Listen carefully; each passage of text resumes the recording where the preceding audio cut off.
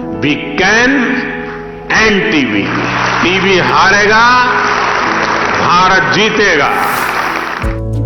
સમગ્ર દેશમાંથી ટીબીને નાબૂદ કરીને ભારતને ટીબી મુક્ત બનાવવા કટિબદ્ધ છે ભારત સરકારનું આરોગ્ય અને પરિવાર કલ્યાણ મંત્રાલય।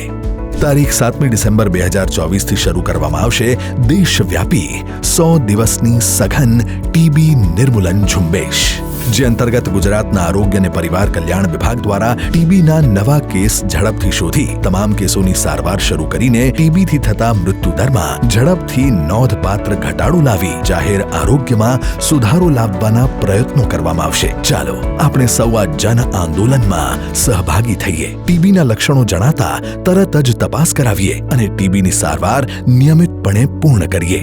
ટીબીના દર્દીઓ સાથે આત્મીયતા કેળવીએ। ટીબી હારશે, ગુજરાત જીતશે।